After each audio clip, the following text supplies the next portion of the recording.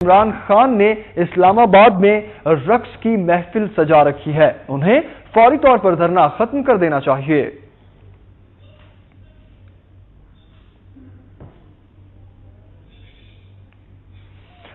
خیرپور میں سرکاری سکولوں کا معیار بتدریج گرتا جا رہا ہے، جس کے باعث ضلع بھر کے بچے پرائیویٹ اور مہنگے ترین سکولز میں تعلیم حاصل کرنے پر مجبور ہو گئے ہیں۔ اسی حوالے سے مزید تفصیلات بتا رہے ہیں وقار منکی۔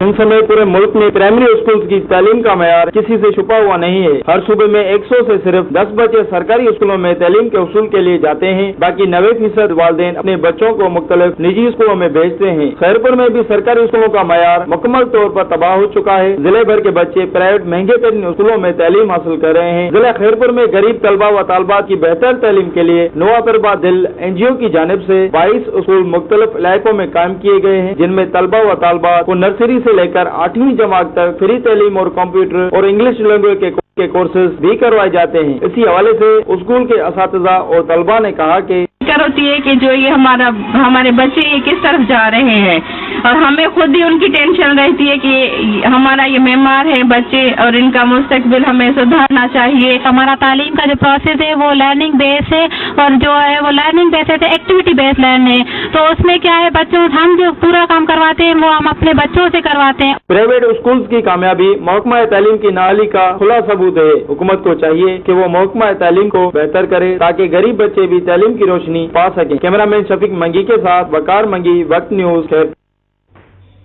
میرپور خاص کے معروف شاعر نوید سروش کے پہلے شاعری مجموعے کی تقریب رونمائی میں ادیب اور شعراء کرام نے بڑی تعداد میں شرکت کی۔